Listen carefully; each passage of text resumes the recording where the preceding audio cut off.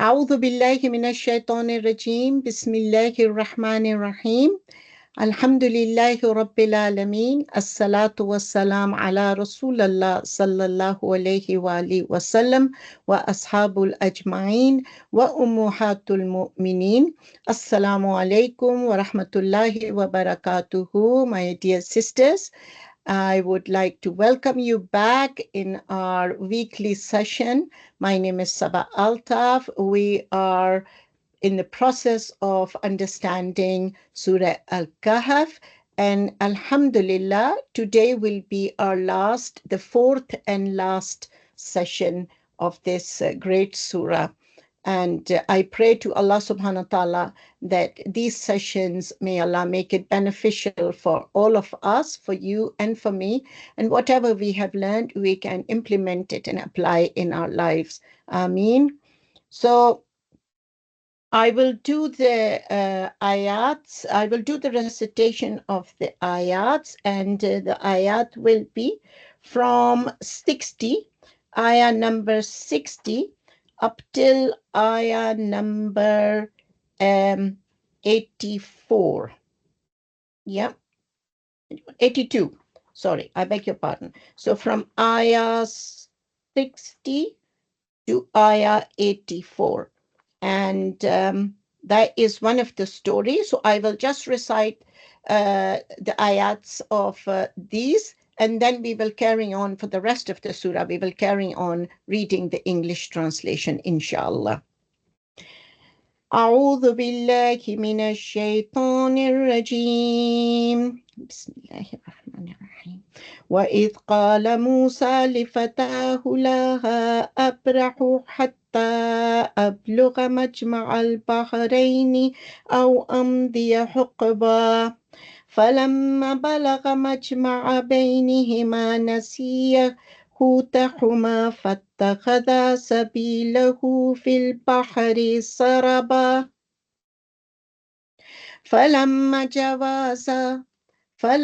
جاوزا قال لفتاه آتنا غداءنا لقد لقينا من سفرنا هذا نصبا قال أرأيت إذ أوينا إلى الصخرة فإني نسيت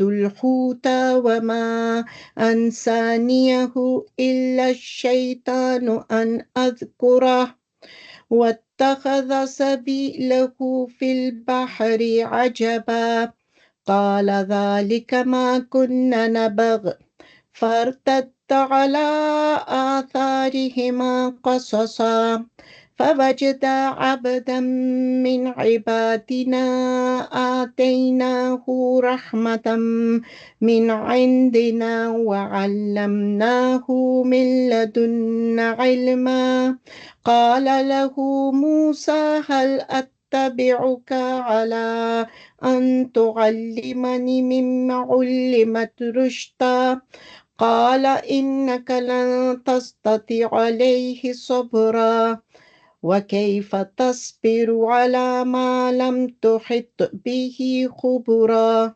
قال ستجدني إن شاء الله صابرا ولا عصي لك أمرا قال فإن اتبعتني فلا تسألني عن شيء حتى أحدث لك منه ذكرا فانطلقا حتى إذا ركبا في السفينة خرقها قال أخرقتها لتغرق أهلها لقد جئت شيئا إمرا قال ألم أقل إنك لن تستطيع عليه صبرا قال لا تؤاخذني بما نسيت ولا ترهقني من أمري عسرا فانطلقا حتى إذا لقي غلاما فقتله قال أقتلت نفسا زكيا بغير نفس لقد جئت شيئا نكرا قال ألم أقل لك إنك لن تستطيع عليه صبرا قال إن سألتك عن شيء بعدها فلا تصاحبني قد بلغت من لدني عذرا فانطلقا حتى إذا آتيا أهل قرية استطعما أهلها فأبوا أن يضيفوهما فوجدا فيها جدار يريد أن ينقض فأقامه قال لو شئت لاتخذت عليه أجرا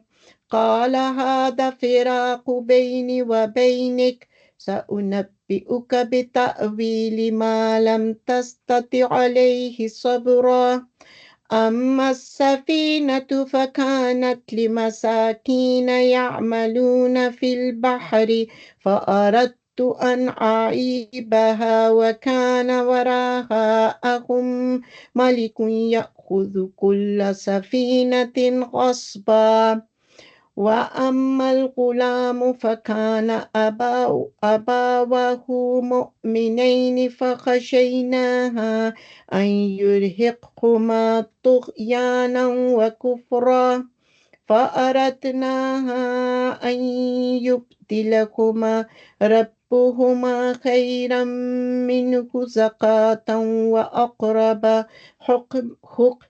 وأقرب رحما وأما الجدار فكان لغلامين يتيمين في المدينة وكان تحته كنز لهما وكان أبوهما صالحا فأراد ربك أن يبلغا أشدهما ويستخرجا كنزهما رحمة من ربك وما فعلته عن أمري ذلك تأويل ما لم تستطع عليه صبرا صدق الله العظيم رب اشرح لي صدري ويسر لي أمري واحلل عقدة من لساني يفقهوا قولي Inshallah. Oh, what's happening with my... Okay. Inshallah, we will start the story of Musa alayhi salam and his teacher, the encounter of Musa alayhi salam and his teacher. According to Abdullah ibn Abbas, and Abdullah ibn Abbas was the cousin of the Prophet Muhammad sallallahu alaihi wasallam and one of the very prominent companion in his team. He, radiallahu anhu, reported that once Musa alayhi salam preached to the people, and when he finished talking to them, someone asked him, who is the most learned person among the people? And Musa alayhi salam, thinking that he is the prophet of Allah, he said, look, I am the prophet of Allah, so I must be the most knowledgeable person. And Allah subhanahu wa ta'ala then correct Musa alayhi salam and letting him know that there is another creation of Allah subhanahu wa ta'ala, a slave of Allah subhanahu wa ta'ala, that Allah has bestowed, he is more learned and Allah has bestowed mercy on him. So Musa alayhi salam asked, oh my Lord, and he said, Allah subhanahu wa ta'ala said, you have to go and get training from him. So Musa alayhi salam said, oh my Lord, how can I meet him? Allah subhanahu wa ta'ala said, take a fish and put it in a basket and set out. And where you lose the fish, you will find him. So this was his clue of looking for this slave of Allah subhanahu wa ta'ala, that Allah has bestowed knowledge on him, and he was the teacher. He was supposed to be the teacher for Musa alayhi salam. This story sent out a message to us to have full faith in the wisdom of what is happening in the divine planning and processing of things in accordance with the will of Allah subhanahu wa ta'ala. And in addition to that, the story also teaches us to have a clear vision, and to strive with full determination to achieve our goal. This is reflected in this ayah when Allah subhanahu wa ta'ala, when Musa alayhi salam said, Behold, Behold, Musa alayhi salam said to his attendant, I will not give up until I reach the junction of the two seas, or I spent years and years in travel. In this verse, Musa alayhi salam demonstrate an unflinching determination to attain his goal, making it clear that nothing would stop him from reaching this, his goal, even if that requires him to travel for ages. And being a prophet of Allah subhanahu wa ta'ala and submitting to his commands, this determination was now coupled with pure ikhlas. What is ikhlas? Sincerity. So Musa alayhi salam's determination is coupled with pure sincerity to obey the command of Allah subhanahu wa ta'ala and please his Lord. And as Muslims, we must have this combination of determination and sincerity in all our matters, and that's a learning point for us. But when they reached the junction, they forgot about their fish, which took its course through the sea, straight as in a tunnel. Now, according to the tafsir of the great scholar Ibn Kathir, Musa al-Islam and his servant traveled until they reached the junction of two seas, where there was a spring called Ayan al-Hayat. Ayan means spring and can be waterfall, but Ayan means spring, and Hayat means life. So spring of life or waterfall of life. And according to Ibn Kathir, they rested there, and the servant washed his hands and his face. And what happened that some drops fell on the cooked fish which was lying in the basket, and it became alive again, and it crawled out from the basket back in the sea, leaving a trail behind. Now, this opinion is also found in Imam Bukhari, reporting that Abdullah ibn Abbas and few other companions agree on this story. And so it's pretty authentic, it's quite authentic. Um, when they have passed on some distance, Musa al-Islam said to his attendant, Bring us our early meal. Truly, we have suffered much fatigue at this stage of our journey. He said, Did you see when we took refuge on the rock, when we were, taking rest? I forgot the fish, and none but Shaitan caused me to forget to mention it. It took its way into the water by a marvel. Musa alayhi salam said, This is that which we have been seeking. So they retraced their steps again. The first thing that we notice is the immense patience that Musa al-Islam is exhibiting in his quest. He has already confessed that he is hungry and he is tired with the journey, yet there are no harsh reprimands, no scolding to his attendant or servant, no regret or lamentation. Oh, you've wasted so much time and effort. I've been doing it all night, all morning, and, all this. Um, all Musa al-Islam did was to hastily get back, retracing his path in order to still find that place in time. He is determined. What had happened had happened. Our learning point is that at this stage, bickering and dialogue to that person and regretting is just a waste of more time and energy.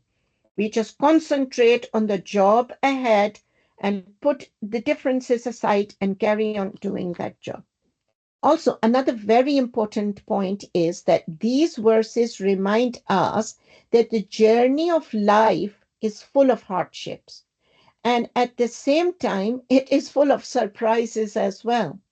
It takes a lot of patience and wisdom and courage to overcome life's ever-changing circumstances, especially the unpleasant one, and to withstand its surprises as well.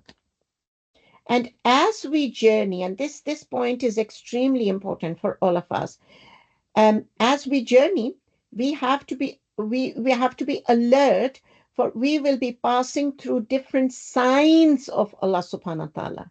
It is through the signs that Allah speaks to us. He never lets us down unless we do not grasp his message and unless we fail to notice his signs.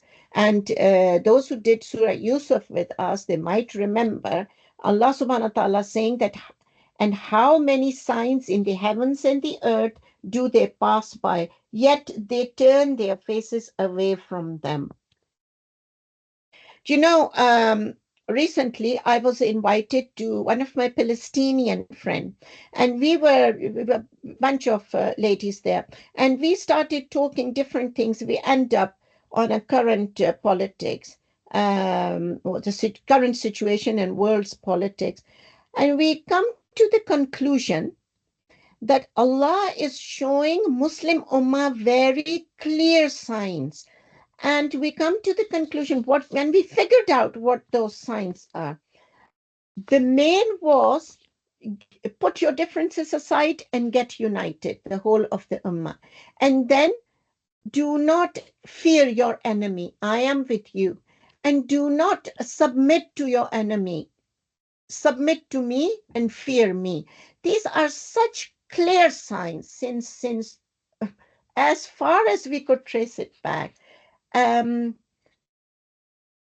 And when we analyzed those signs, we were quite shocked how clear they were and how much they are ignored by the Ummah collectively. So it is also a blessing from Allah subhanahu wa ta'ala to have the wisdom and to see his signs and to work accordingly. They found one of our slaves on whom we had bestowed mercy from us and whom we had taught knowledge from us. So who was this teacher of Musa alayhi salam? According to great number of scholars, they all agree that the individual Musa was to meet was named Al-Khidr. Some says he was a prophet of Allah, and some have the opinion that he was an angel with a job to teach Musa alayhi salam. However, the Quran only mentioned him as a servant of Allah subhanahu wa ta'ala, and that is enough for me and you. We don't have to go further. Although we will be reading some of the ayats which indicate that he might be an angel, and we will be reading some of the events which indicate that he might be a human being. Allahu alam. Whoever he was, Musa alayhi salam was had a mission to go and get himself trained. Now, in this verse, in verse 65, Allah subhanahu wa ta'ala said, and I've underlined it, we had bestowed mercy from us and whom we had taught knowledge from us. Now, if we see the order of the verse, mercy is mentioned first and then knowledge. Why is that? I'm going to ask you a question. I haven't asked you a question for a little while. Why do you think mercy is mentioned before knowledge? Allah subhanahu wa ta'ala said that on whom, like they have found one of our servants on whom we had bestowed mercy from us and on whom we had taught knowledge from us. Why Allah subhanahu wa ta'ala mentioned mercy before knowledge? Any idea? You can just guess. It doesn't have to be right. My dear Rim is typing quickly.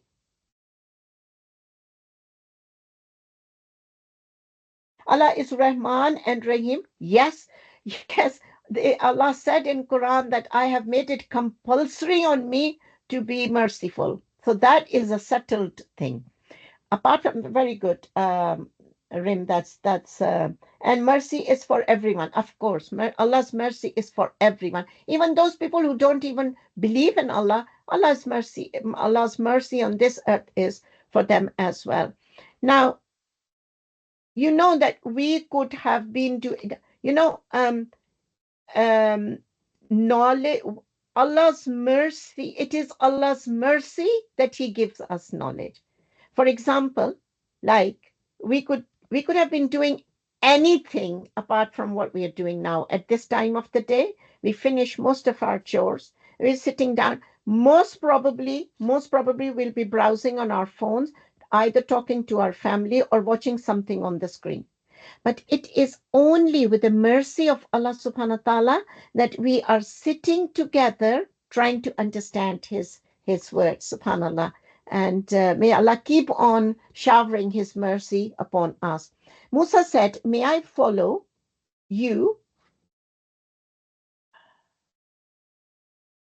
Okay, let me check. Okay. Musa said, may I follow you so that you teach me something of that knowledge which you have been taught? Now, another learning point. According to Ibn Kathir, he said, look at the gentleness that Musa al-Islam is exhibiting.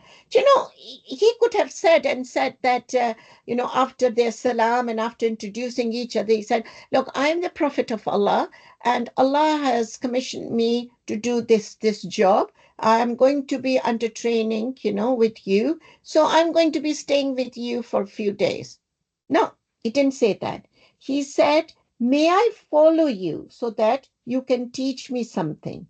He asked permission, even if it's a command of Allah subhanahu wa ta'ala. Look at the respect he is giving to Khidr.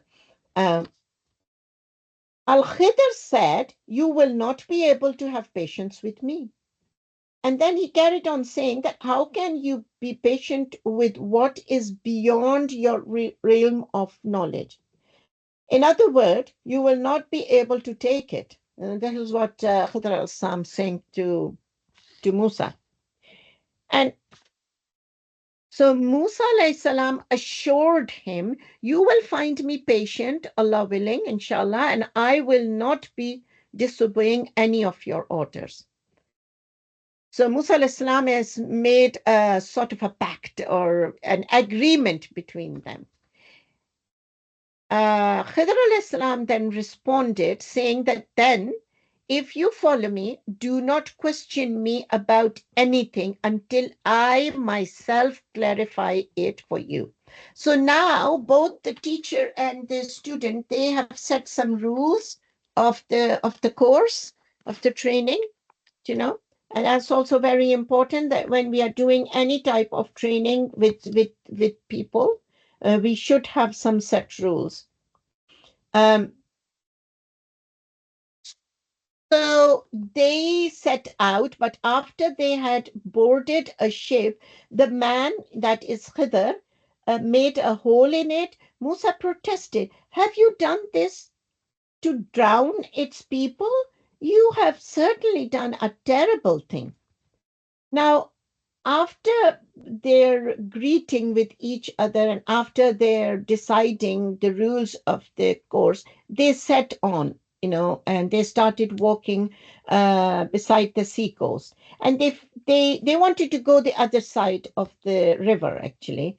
Um, um, and they saw a boat, and Musa al-Islam knew those people, or those people, the crew recognized, not Musa al-Islam, sorry, the crew recognized Khidr.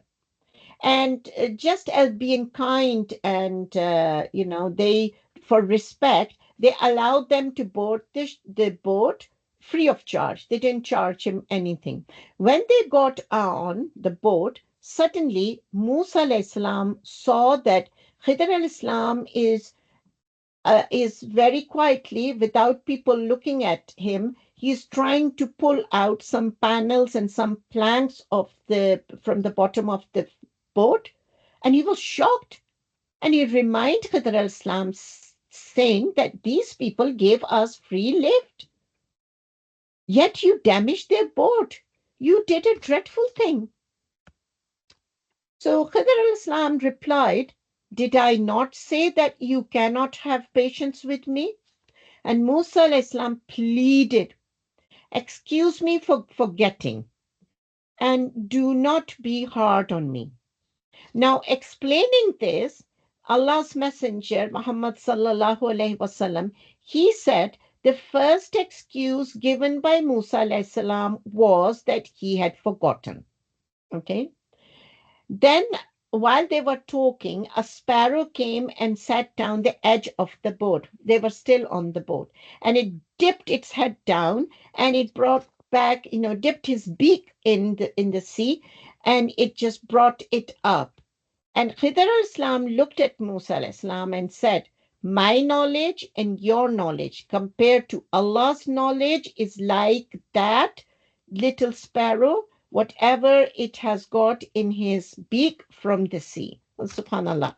So he said, no, don't give me excuses of forgetting. We are only the creation of Allah subhanahu wa ta'ala. He will give us the knowledge what he has destined for us. Okay, so they proceeded, but after they have board, no, so 74. So they proceeded until they came across a boy, and Khidr killed him. Musa al-Islam protested, have you killed an innocent soul? You killed, who killed, who done nothing wrong? Who killed nobody? Has done nothing wrong. Nobody saw him doing anything wrong. You have certainly done a horrible thing. Now, after the boat journey, they were walking on the seashore, and Khidr Islam saw a boy playing with other boys. Some says he was adolescent, some says he was younger than that, some says he was teenager, some says he was a young man. I've looked, and there are different opinions. The more authentic and the solid opinion is that he was a minor, he was young. And Khidr Islam got hold of him from the shoulder or from the head and drag him away while the other kids did not notice and they carry on playing. He pulled it out and he killed him. Musa was horrified. Have you killed an innocent soul who has killed nobody? Truly, you have done a horrible thing. So Khidr answered, did I not tell you that you cannot have patience with me? And Musa al-Islam replied, if I ever questioned you about anything after this, then do not keep me in your company, for by then I would have given you enough of an excuse. Now, this shows that after all those things that Khidr has done, Musa al-Islam was still determined to learn from him. Why is that? As a question for you.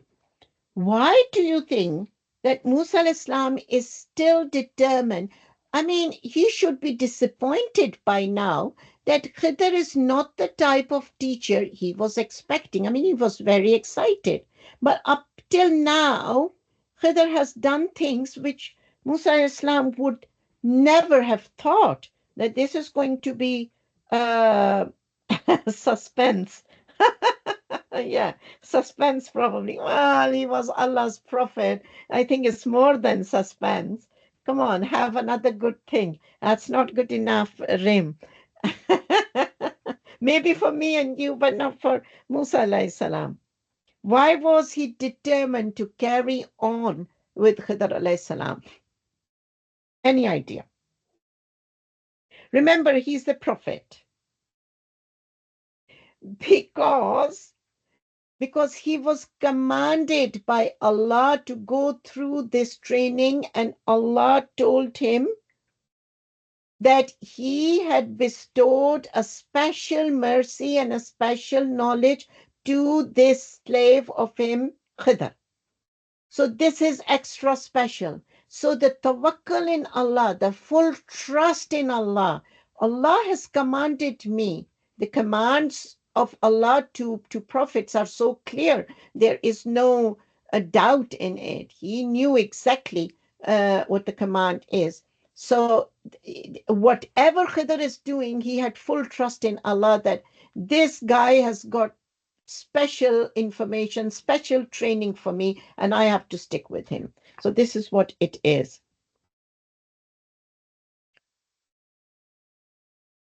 Okay. So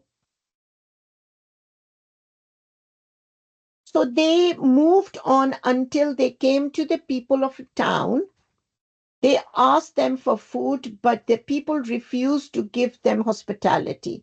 There they found a wall ready to collapse, so Khidr set it up right. Musa he built it actually. Musa salam protested, if you wanted, you could have demanded a fee for this. Now, in olden times, when there used to be no hotels and roadside services for travelers, it was vital that the small communities on the traveler's way provide them with food and shelter. This was the culture. The worst village or the worst community of people would be one that does not express any hospitality to its guest and does not know the rights of the traveler. Now, in olden time, travelers used to have a huge right on the community. Obviously, Musa alayhis salam was concerned why Khidr is still being so kind and helpful to such mean people, and at least he could have charged them for his services and bought the food from that money. However, since Musa alayhis salam suggested his own penalty if he breaks the agreement of not interrupting and asking question, this was then the end of his training because he selected the penalty himself. He has no choice but to finish the training. He replied, Khidr replied, this is the parting of our ways. I will explain to you what you could not bear patiently. Since the training abruptly ended, Khidr now explains the wisdom and Allah's decision in all his actions. As for the ship, it belongs to some poor people working at sea. So I intend to damage it, for there was a tyrant king ahead of them who seizes every good ship by force. So this was a gesture that was done to safeguard them from a bigger trouble or a bigger catastrophe. They can mend the planks. And as for the boy, his parents were true believers, and we feared that he would pressure them into defiance and disbelief. So we hoped that their Lord would give them another son or another child more virtuous and caring in his place. Now, there is something very important for us to understand. It is not a normal thing for a prophet to kill someone because they might do bad or evil in future. There is no prophet who had the Sharia, that is the law or the jurisprudence, to kill someone before the crime is committed. There is no Sharia under any prophet. You can go around and kill someone before the crime is committed.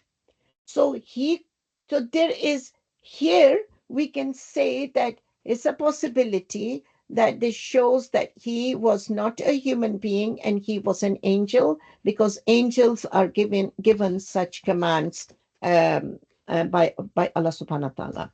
Okay. However, those people who say that he was a prophet, he was a human being and a prophet of Allah subhanahu wa ta'ala, they refer to the verse where Musa alayhi salam wanted them to earn some money from the building of the wall and could have bought themselves food. So angels don't eat, humans eat. Allahu alam. I'm only going to explain up till here, no more of who Khidr alayhi salam was. I thought that a lot of people get confused with killing of a child. Okay, all Khidr's and All Khidr's actions,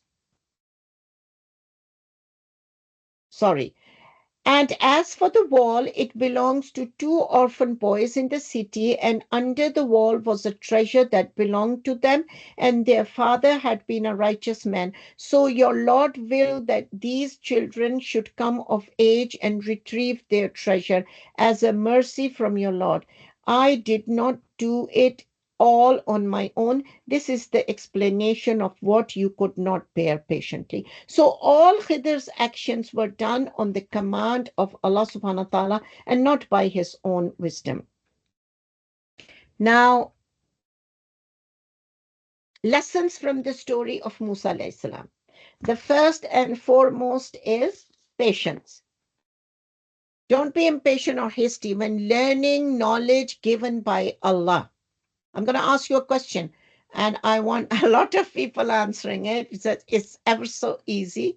What is the highest source of knowledge for mankind that Allah has, given to mankind? The highest source of knowledge for mankind. Come on, be quick. You should know that. Quran, Tanya, well done. Quran. Okay. When we are student of Quran, don't be hasty, don't be impatient. Do it slow and easy and with pleasure and enjoy it.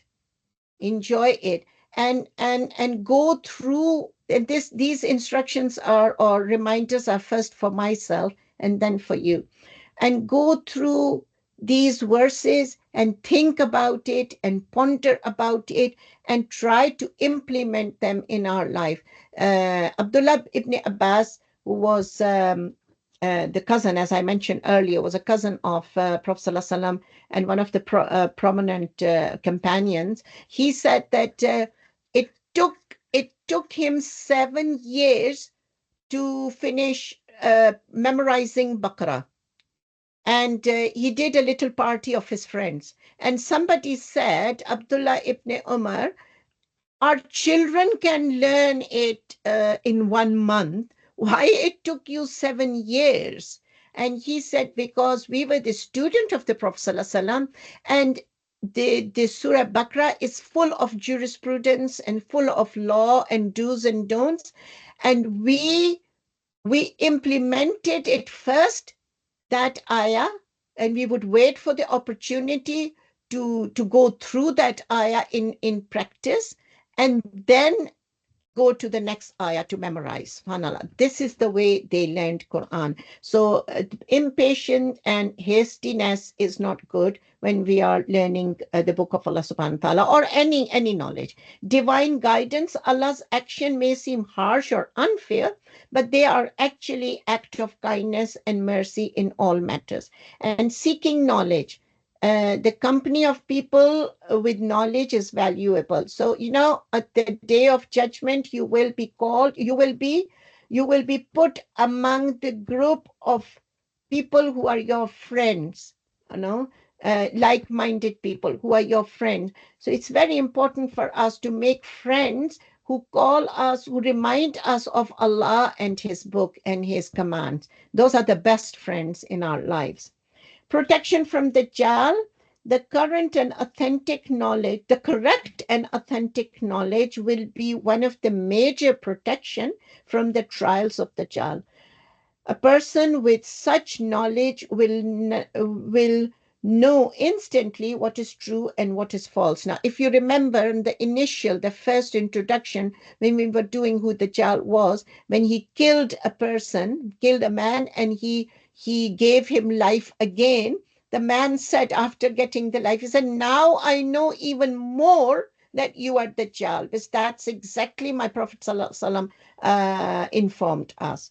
So having the correct knowledge is, when we have the good, authentic Islamic knowledge, it is equivalent to, when you're a traveler and you've got baggage, you've got so many bags all around you on the shoulder, heavy bags you're holding and you're huffing and puffing.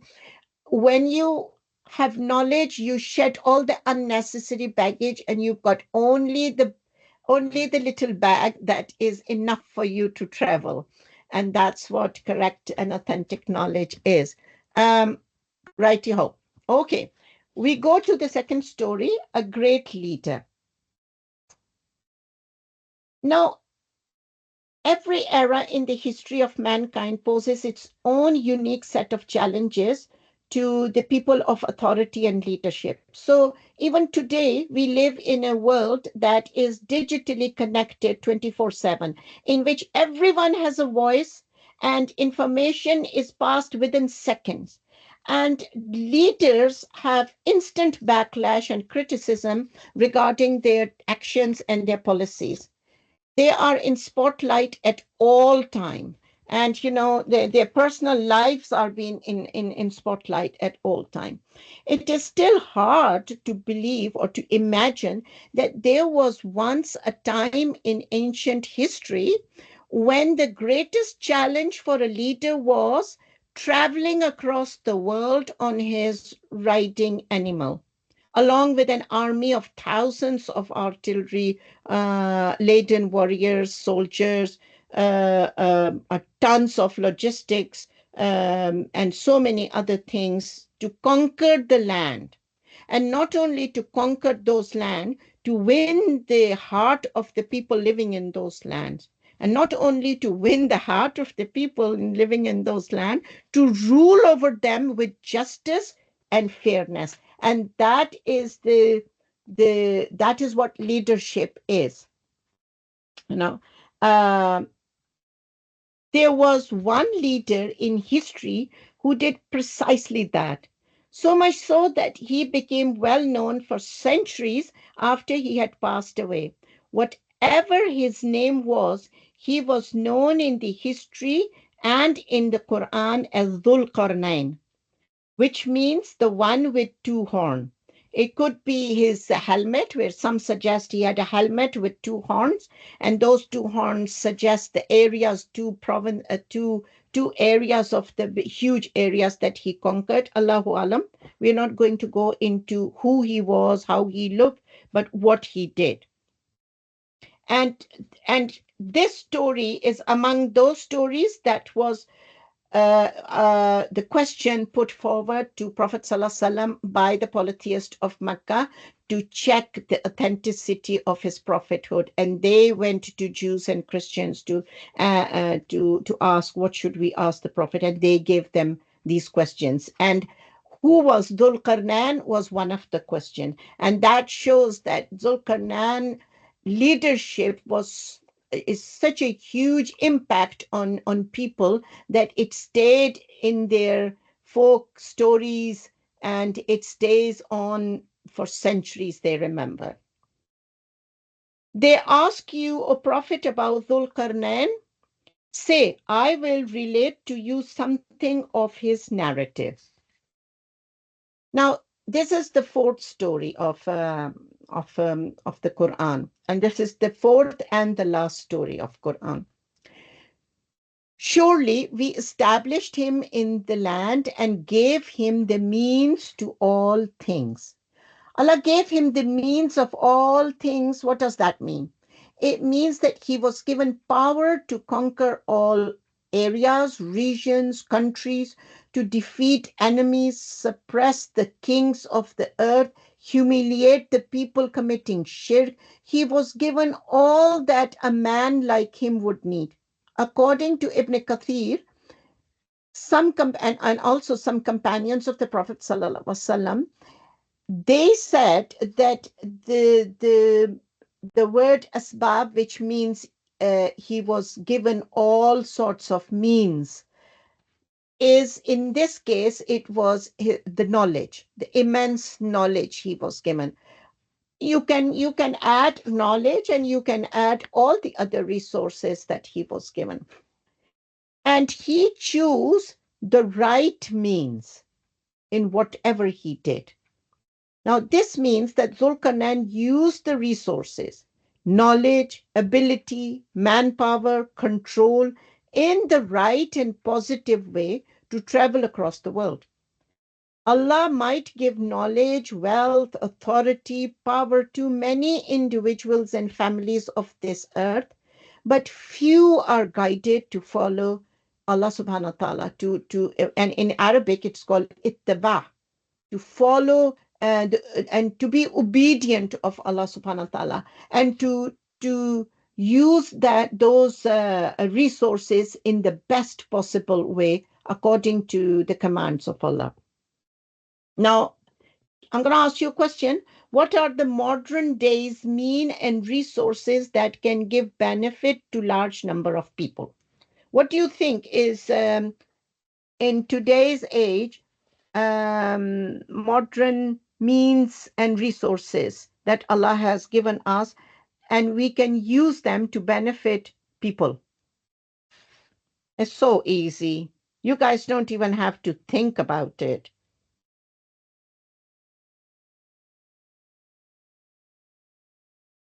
Electronic media, internet. Yes, good girl. Internet. Yep. Electronic media. You can promote wise and you can promote good. you know it's up to you, and instantly you are touching hundreds and hundreds and hundreds of people. And this is the new trend. How many follower? Oh my god, he's got so many follower, 1 million follower. you know and everybody is obsessed with all sorts of silliness going on, good things as well, but some really silliness, so that people click on that and open it, and they become followers. A number is going up and up and up. So we can use that source, that resource, that mean, to promote good among the people.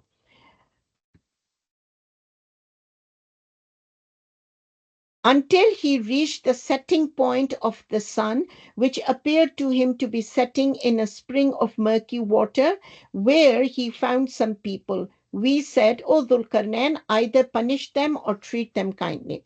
Now he started his march, and he was conquering country after country towards the west. Okay, so there were expeditions and expeditions, and they are conquering the areas as they are going along, until they reach the end, the boundary of the land. Where would be the boundary of the land? The boundary of land is always when the ocean starts. So that's where the land finished, and beyond which there was ocean. Here it seems to him as if sun was setting in a dark looking water at the edge of the ocean. When we are standing on the edge of the land, and we see there is just sea or ocean, there is nothing else. You can't see any more land. You see the sea and the sky is meeting, and that's where the horizon is. Okay, and if you're standing there at sunset, then it will seem to you as if the sun is going down the water, as if the sun is going down the sea, the ocean. And sometimes, specifically at Maghrib time, the shadows can make things, it is all orange, but it can be dark as well, murky dark. And most probably, Allahu Alam, that's what I've been searching tafasir, and nobody mentioned anything different apart from similar explanation. Here he found some people living near the shore who were indulged in sinful activities.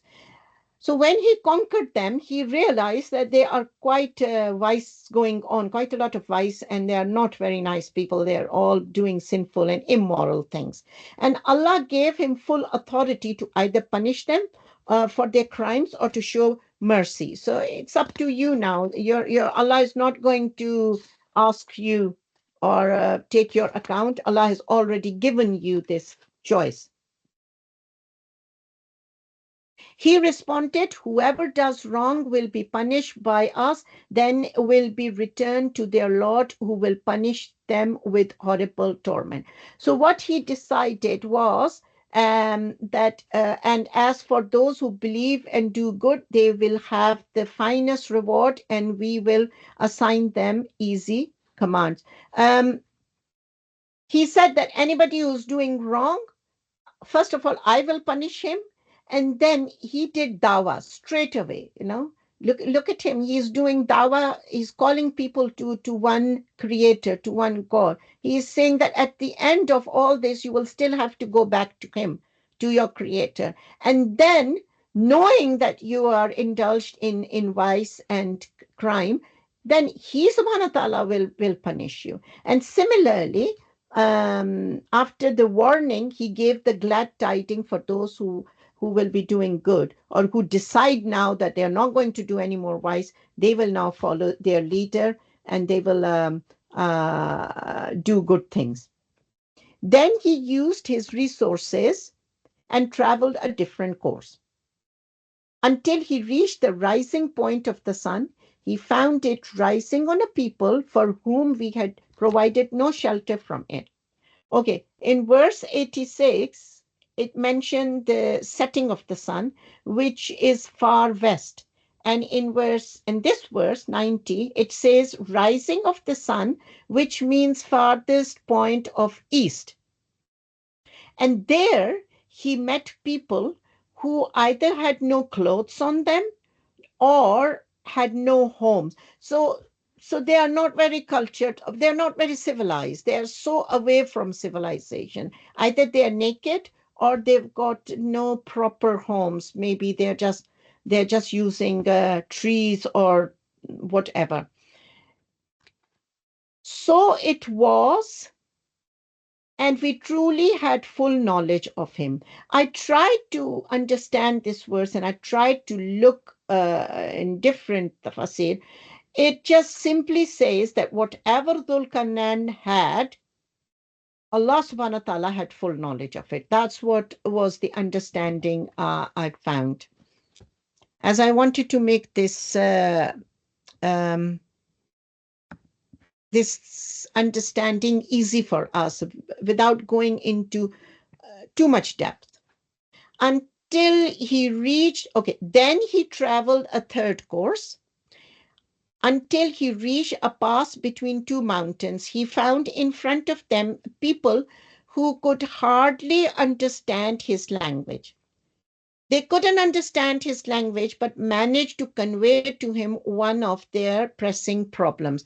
Now, when Allah subhanahu wa ta'ala said that we gave him asbab, meaning we gave him resources and means, um, in olden times, a good when these leaders are going on expeditions and going on, with the aim of conquering land, they have lots of help with them, and as I said, different logistics, everything with them. And they also had interpreters. So they would know more or less what type of language is spoken in different areas that they are planning to travel. And they would have interpreters of different languages. Okay. They pleaded, O Dhul-Qarnain, surely Gog and Magog, that is Ya'juj wa Ma'juj, are spreading corruption throughout the land. Should we pay you tribute, provided that you build a wall between us and them? Now, first of all, these people, they straight away recognize Zulkarnain was a kind-hearted and just ruler. And they themselves seems to be honest and good people, good natured people and honest. Why?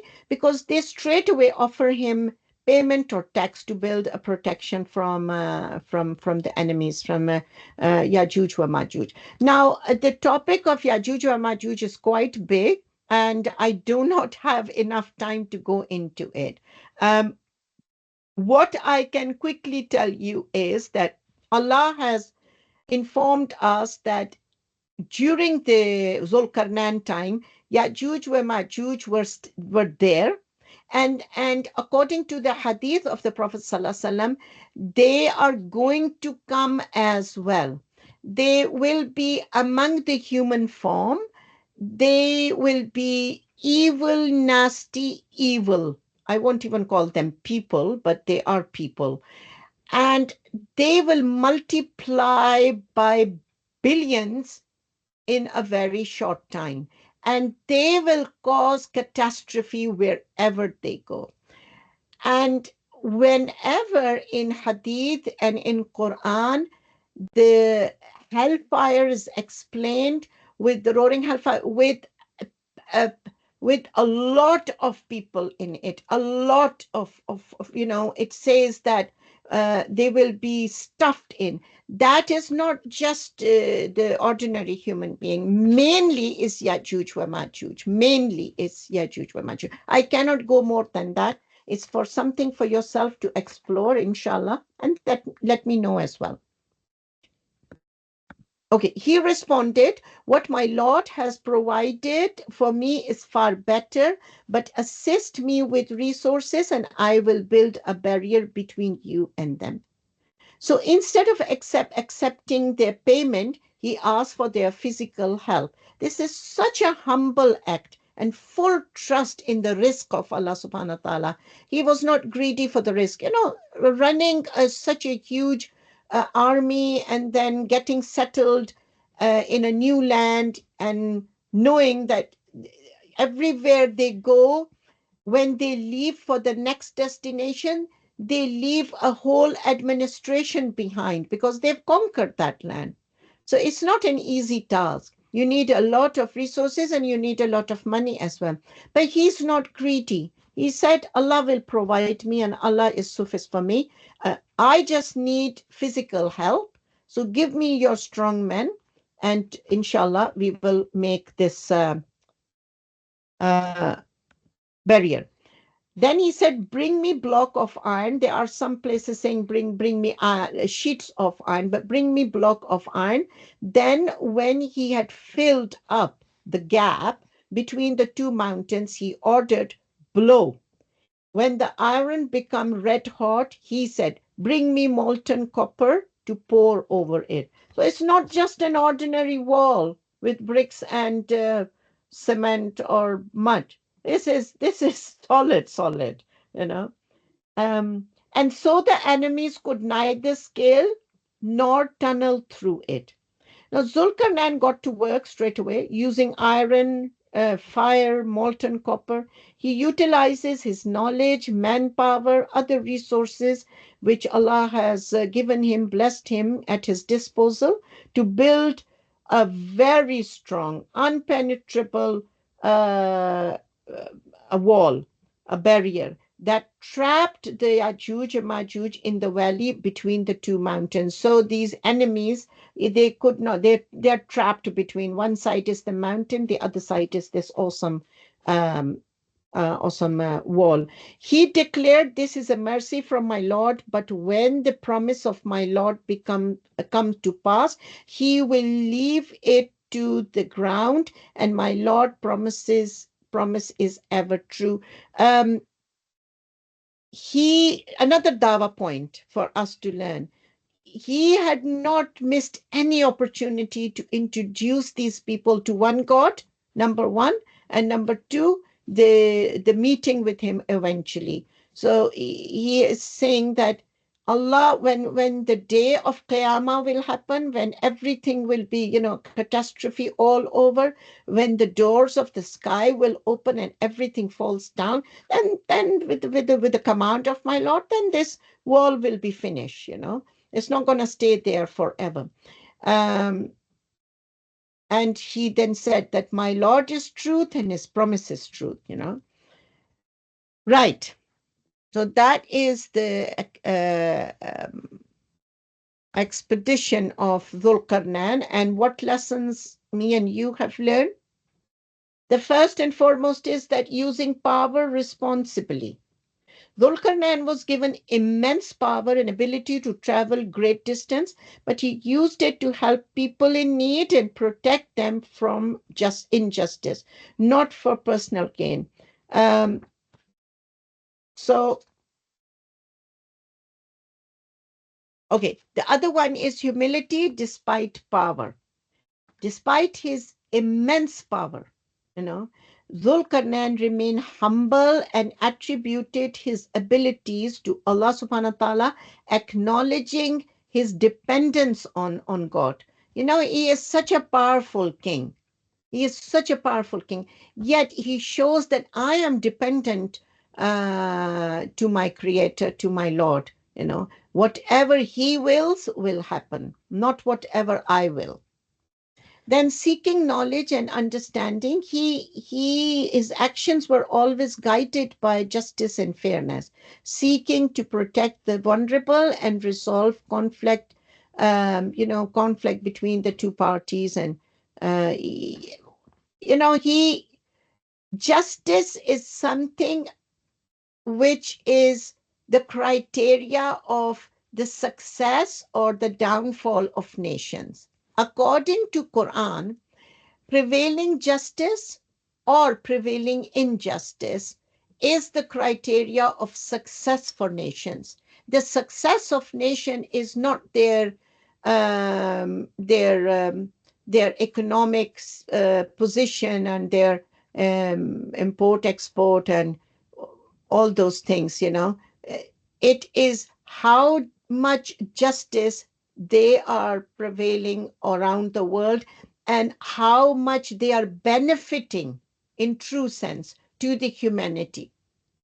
So, and during the time of the Dajjal, of course, people who are unjustified, who are following injustice, who are causing injustice, they will be on the top seats. And why am I using the future tense? They are already, because the Jal culture has already started. So what type of leaders we have around the world, let alone the ummah of the Prophet Muhammad Sallallahu Alaihi Wasallam? Do we see any Dhulkarnain? Do we see any Dhulkarnain? No, I don't see much. Maybe one or two faint examples, but not much. No. So why would Allah then flourish and benefit us? Because we are not benefiting the world around. Are we benefiting the world around? Forget the enemies. Talk about us. What have we invented recently? What have we done for the world? Apart from being in conflict with each other, uh, mm, we are. I am more authentic than you are. We are we are using all our resources on these things. And here Allah subhanahu wa ta'ala is saying that this man has used his resources according to the wishes of Allah subhanahu wa ta'ala. Are we using our resources according to the wish of Allah subhanahu wa ta'ala? Allah subhanahu wa ta'ala has given us way more resources than probably Dhul. Trust in Allah, even when facing difficult challenges, Dhulkarnain relied on Allah's guidance and support to overcome obstacles. We are going through, as an ummah of the Prophet ﷺ, we are going through a very bleak and demoralizing time in our life. We are seeing suffering of Muslims around the world, and we should not feel defeated. We should not feel defeated. There is always good that comes out. فَإِنَّ مَعَ الْأُسْرِ يُسْرًا فَإِنَّ مَعَ الْأُسْرِ يُسْرًا. And there's always good after difficulty. There always ease after difficulty. Inshallah, and may Allah give this ummah ease. Okay, we come to now, looking at the time as well. We've got few minutes up till quarter past. We've got 10 minutes. Last part of this surah, the last part of this surah, the surah is concluded with another small sermon addressing to disbelievers, but not directly through the Prophet Muhammad Sallallahu Alaihi Wasallam. Allah has never addressed disbelievers directly in his Quran. He has never said, Ya ayyuhalladhina kafaru. No, he has never said that. It's not befitting, according to him, it's not even befitting to even speak to them directly, the mushriks, the polytheists. He speaks directly to the people of the book, the Jews and the Christians. He speaks directly to the humanity, Nas, and he speaks directly to the people who believe, Mu'minun. Here, he is speaking to the disbelievers, the polytheist of Makkah in that day, on those days, and now for everybody. On that day, we will let them surge like waves over one another. Later, the trumpet will be blown and we will gather all together. And some of the explanation says that this, we will let them surge, is for the Ya'juj wa Ma'juj, Gog and Magog. On that day, we will display hell clearly for the disbeliever. The hell will, before the accountability, the hell will be shown to people and the paradise will be shown to people so that they know what they will get, what they are heading for. May Allah make that day easy and successful for us. Those who turned a blind eye to my reminder and could not stand listening to it. What is Allah's reminder? The Quran. No? So those who turn blind eye and they do not listen, this is specifically referring to one of the leaders of the Quraysh in Mecca who become very arrogant when the Prophet ﷺ would recite the Quranic ayats, and he would just turn, he was just, roll his eyes and turn round. Do the disbeliever think they can simply take my servant as Lord instead of me? We have surely prepared hell as an accommodation for the disbelievers. Servants as Lord is the shayateen and other human beings who claim themselves as God. Say, O Prophet, shall we inform you of who will be the biggest loser of deeds?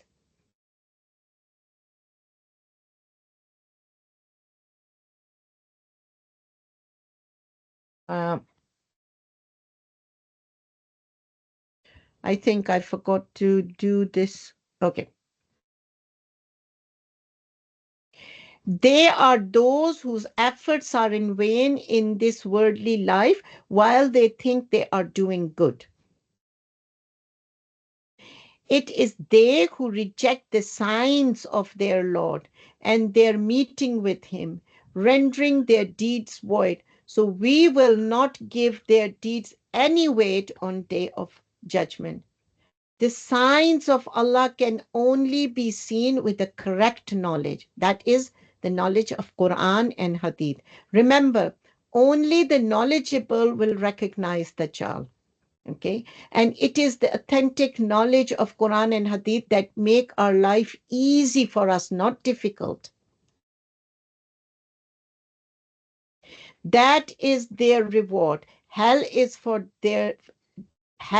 their disbelief and mockery of my signs and messengers. So it's a very satiric way of saying that is their reward. What is their reward? Hell. Allahumma ajarna minan nar. There is a dua. Every time we read in Quran about hell, we say, Allahumma ajarna minan nar. Oh Allah, save us from that hellfire. Indeed, those who believe and do good will have the gardens of paradise as an accommodation. Allahumma adkhilna fi Jannah. Oh Allah, make us enter Jannah. Indeed, and may Allah make us all enter Jannah and be together there, inshallah.